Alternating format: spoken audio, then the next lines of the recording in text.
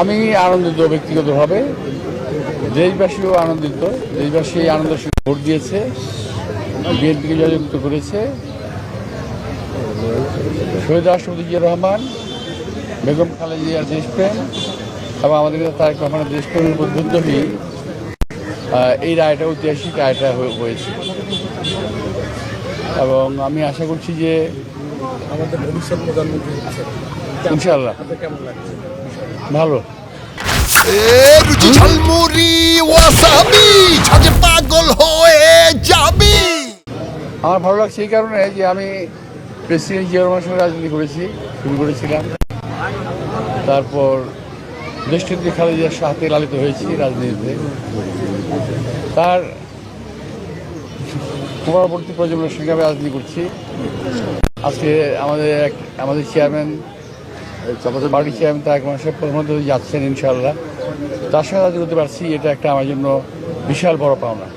ব্যালটের যে একটা বিষয় ছিল, প্রায় 2400-র মতো ভোট বাতিল হয়েছে, যে ভোট করেছিল ধানের শীষে। এই বিষয়টি নিয়ে আপনার রিটার্নিং কর্মকর্তার কাছে গিয়েছিলেন, পরবর্তীতে এই ভোটগুলো বাতিল ঘোষণা করা হয়। এই ভোটগুলো যদি সংযুক্ত হতো, বাংলাদেশ জাতীয়তাবাদী দল বিএনপি ঢাকা 8 আসনে আরও ব্যাপক ভোটে জয়লাভ করতে বলে আমরা জানি। এই বিষয়টাকে আপনি কেমন? না, যে ব্যালটগুলো বাতিল করা হয়েছে এটা আসলে ঠিক হয় নাই। এটা একেবারেই অন্যায়ভাবে বাতিল করা হয়েছে। কিন্তু তার চেয়ে অনেক বড় বিষয় হলো যে এরা ভোট পূর্ববর্তী যে একটা প্রস্তুতি ছিল, আমি যেটা বারবার বলতাম যে একটা ইঞ্জিনিয়ারিং করবে ওরা, সেই ইঞ্জিনিয়ারও করে ফেলেছে। এটা একেবারেই করে ফেলেছে, এটা আমরা বুঝতে পারি নাই। এবং কোন কায়দা করেছে এটা এখন আমরা বুঝতে পারছি, but it is very dangerous. জাতির জন্য এটা খুবই খারাপ একটা আক্ষেপ থাকার কারণ দেখি না আমি। তবে আমি বললাম তো আগেই, কিছুক্ষণ আগে, যে আমাদের যে ওরা যেটা করলো, যে এক্সাম্পলটা সেট করলো, এটা ভালো না।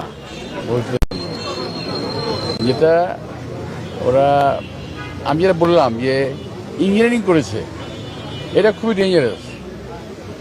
কারণ কি, এদের কোনো ভোট নাই। এত ভোট পেল কীভাবে, আমি চিন্তা করি সেটা। মির্জা আব্বাস ভাই, নাসিরউদ্দিন পাটোয়ারিতে আবার ভোট গণনার একটা আহ্বান জানিয়েছে নির্বাচন কমিশনকে, অনুরোধ করে। তো এখন এটা নির্বাচন কমিশনের দায়িত্ব, আমার কিছু করার তো নাই।